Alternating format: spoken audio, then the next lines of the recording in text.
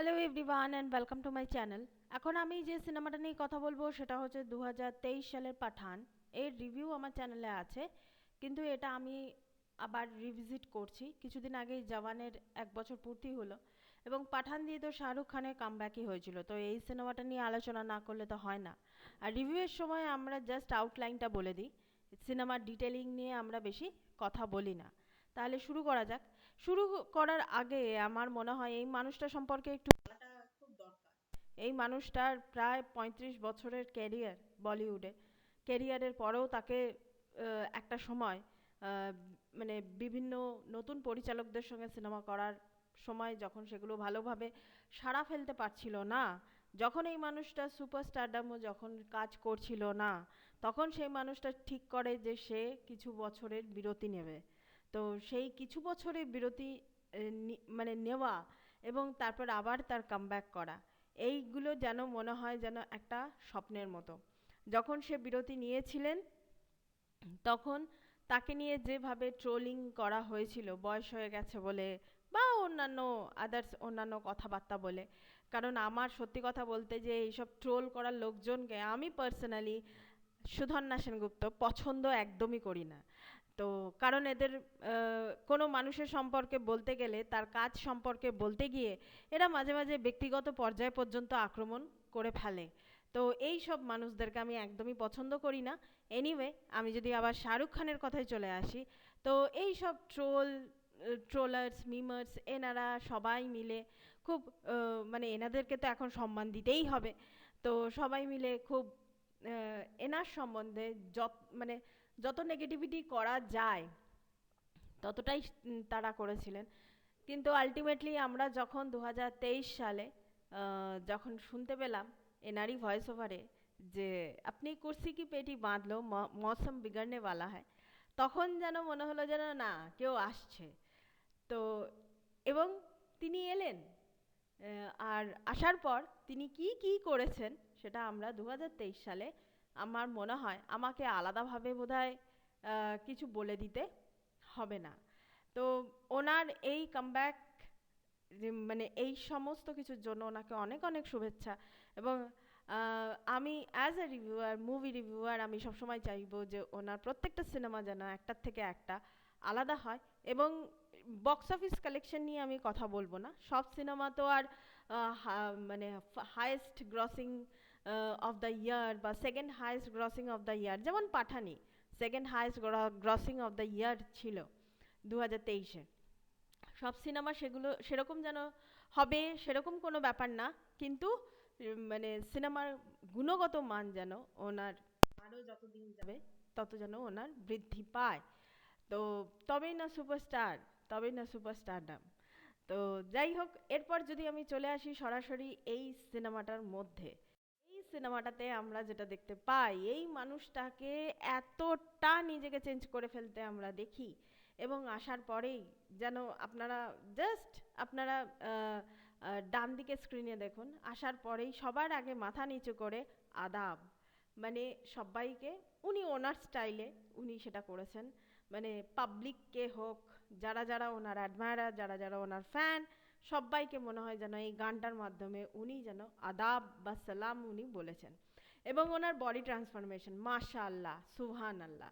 তো মানে এইগুলো তো মানে বলার মতো, মানে সত্যি বলার মতো। এবার যদি আমি সিনেমার কিছু ইনফরমেশন বলি, এইসব ইনফরমেশন আপনারা সবাই জানেন, কিন্তু তবু যখন সিনেমাটা নিয়ে যখন শুরু করেছি তখন বলতে থাকি।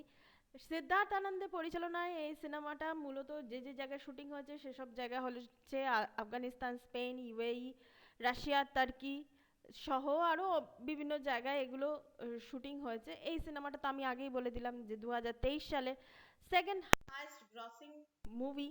এবং এই সিনেমাটার তে যারা যারা শাহরুখ খানের সঙ্গে যারা যারা অভিনয় করেছিলেন, আহ, তাদের মধ্যে মানে ছিলেন দীপিকা পাড়ুকোন, জন আব্রাহাম, ডিম্পল কাপাডিয়া, আশুতোষ রানা সহ আরও অনেকে এখানে অভিনয় করেছেন।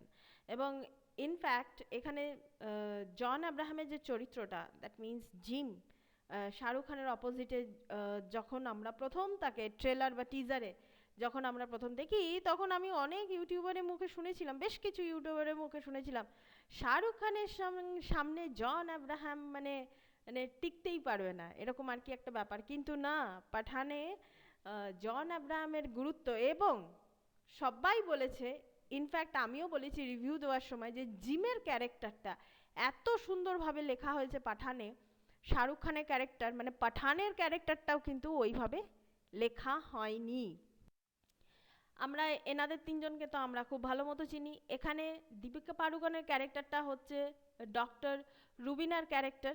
ইনি শাহরুখ খানের সামনে তো তিনি তাকে প্রেজেন্ট করা হয় একজন হানি ট্র্যাপ হিসেবে, আমরা বেশরম রঙ্গি গানটার মাধ্যমে আমরা দেখতে পাই। কিন্তু তারপরেই যখন ওই সিনটা আসে, যে দীপিকাকে ফলো করতে করতে এসআরকে যখন এগোচ্ছে, মানে পাঠান যখন এগোচ্ছে, তখনই সেখানে জিমের আগমন একটা সুইমিং পুলের মধ্যে। ওই সিনটা ছিল দারুণ। ওটা একটা দারুণ একটা কিক্যাস সিন ওটা ছিল, এটা মানতেই হবে। এরপর আমরা যদি বলি এই পুরো সিনেমাটা জুড়ে যে পাঠান এবং জিমের মধ্যে যে টাসেলটা হচ্ছে, এবং বিশেষ করে জিমের যে সিনগুলো আছে, যখন এই অর্গানাইজেশন, এরা রয়ের যেহেতু অর্গানাইজেশন, আজকে এসআরকে মানে পাঠানের চরিত্রটা, তারপর ডিম্পল কাপাডিয়া, আশুতোষ রানা, এনারা হচ্ছেন রয়ের একটা গ্রুপে এনারা কাজ করে। তো সেখানে যখন অন ক্যামেরা যখন জিমের ক্যারেক্টারের সঙ্গে যখন মানে কি বলবো কমিউনিকেশন হচ্ছিল বা কমিউনিকেট করছিলেন তারা, সেই সময় জনের অভিনয় অনবদ্য। উল্টো দিকে এতজন মানুষ বসে আছে, কিন্তু জনের অভিনয় অনবদ্য। এখানে জনকে এতটা মানে জিমের ক্যারেক্টারটাকে এতটা বেশি শক্তিশালী দেখানো হয়েছে, এবং তার পাস্টে যে জিনিসটা দেখানো হয়েছে, যে সেই মানুষটা কেন এরকম। তো সেই মানুষটা পাস্টটা যে যে জিনিসগুলো দেখানো হয়েছে, ওই যে বললাম চরিত্রটাকে খুব যত্ন সহকারে এখানে লেখা হয়েছে। আর পাঠানের চরিত্রটাকে আমার কেন দুর্বল মনে হয়েছিল সেটা আমি রিভিউয়ের সময়ও বলেছিলাম, যে পাঠানের চরিত্রটাকে দুর্বল এই কারণেই মনে হয়েছিল যে পাঠানের মানে যেহেতু শাহরুখ খানের এটা কামব্যাক হচ্ছে, সেই জন্য ইমোশনেই যেন ডিরেক্টর যেন কনফিডেন্ট ছিলেন যে ইমোশনের মাধ্যমেই যেন এই সিনেমাটা মানে পাঠানকে সবাই ইমোশনালি দেখবে। যদিও মানে জিনিসটা খুব একটা ভুল কিছু না, নাহলে পাঠান আজকে এত সাকসেসফুল একটা সিনেমা হলো কি করে। মানুষ শাহরুখ খান আসছে, এসআরকে আসছে, সেটাই একটা বড় ইমোশন। সেই ইমোশনের মাধ্যমেই কিন্তু চরিত্রটাকে দেখেছে।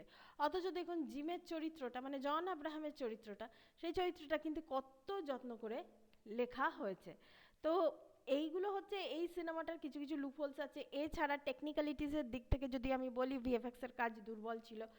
চিত্রনাট্য খুব অ্যাভারেজ ছিল এই সিনেমাটার।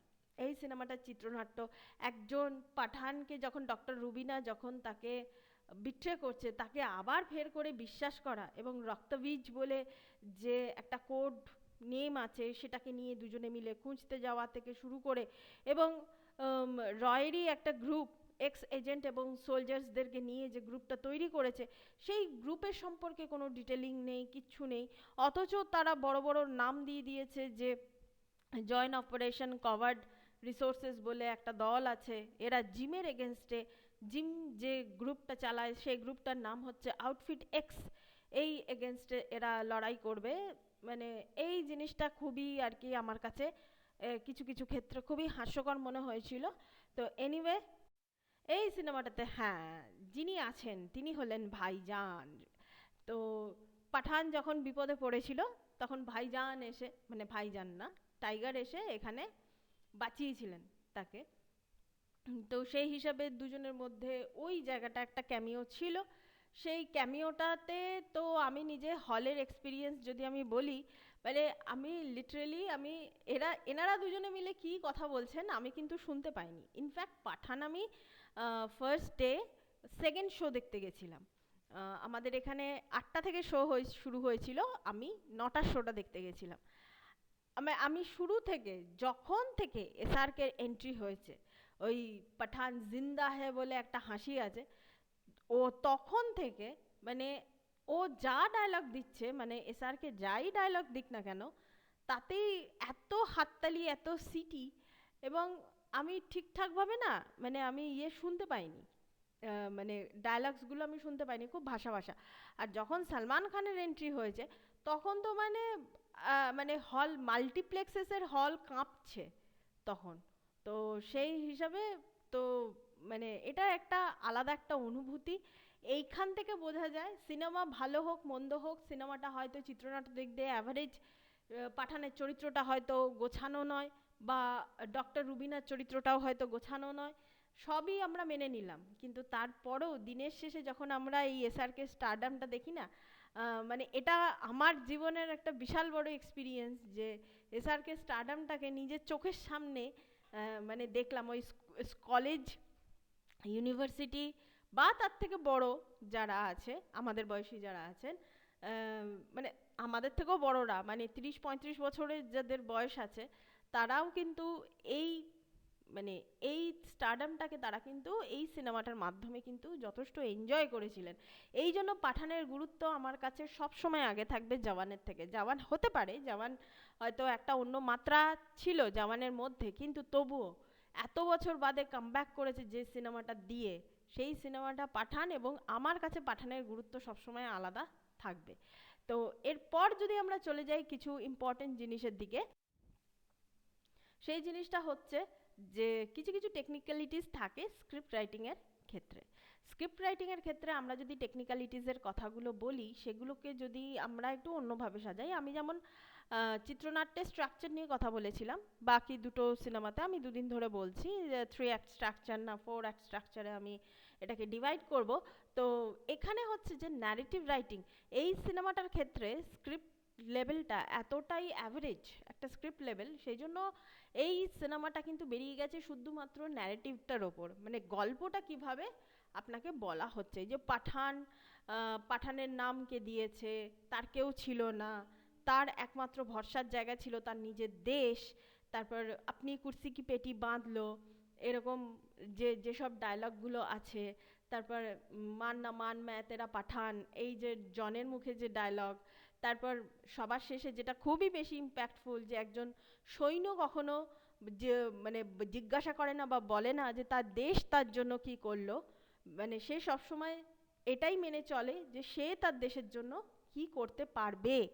তো এই ধরনের হচ্ছে ন্যারেটিভ রাইটিং এই সিনেমাটার ক্ষেত্রে কিন্তু একটা আলাদা মাত্রা এনে দিয়েছে। যেহেতু এই সিনেমাটাকে একটা অন্য ধরনের জায়গায় নিয়ে চলে যাওয়া হয়েছে, মানে একটু হলিউডিশ মানে জিনিস এখানে দেখানো হয়েছে, এখানে দীপিকা পাড়ুকোনকেও আমরা মানে অ্যাকশন করতে দেখতে পাচ্ছি।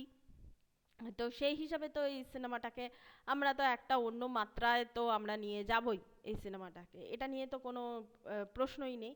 হ্যাঁ, যদিও ভিএফএক্সের কাজ ওই সময় লকডাউনের পর পর ভিএফএক্সের কাজ সব জায়গায় সবসময় ঠিকঠাক হয়নি, কিন্তু এই যে ন্যারেটিভ রাইটিংয়ের যে ডায়মন্ডটা একটা স্ট্রাকচারের মধ্যে বলা হয়, যে ডায়মন্ডটা নিয়ে আবার মানে মাথামুন্ডু ভাবার কিছু নেই, এটা একটা স্ট্রাকচারের মধ্যে ফেলা হয়।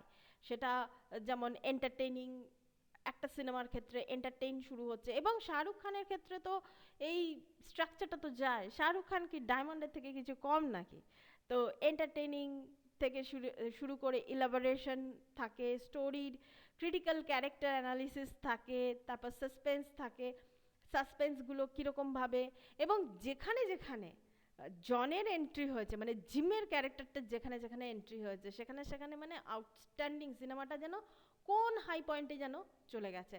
যেমন এখানে যেমন অ্যাকশন অনেক জায়গায় লিড করছে, যেমন শাহরুখ খানের সঙ্গে জনের অ্যাকশনটা জাস্ট আমার কাছে জমেনি, মানে দুজনের আপনারা শুধু দেখুন বডি স্ট্রাকচারটা দেখুন, মানে জন আব্রাহাম শাহরুখ খানকে মারছে, মানে জাস্ট জমেনি আমার এই জিনিসটা।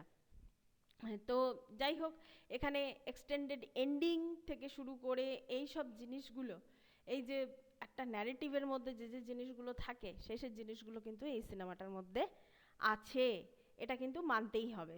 তো হ্যাঁ, আপনারা এবার যদি আরও ডিটেলিংয়ে যান, আপনারা যদি বিভিন্ন ডিপার্টমেন্ট নিয়ে কথা বলেন, সেই সব জিনিসগুলো আলাদা, সেখানে খুঁত ধরতে চাইলে তো সব সিনেমারই খুঁত ধরা যায়।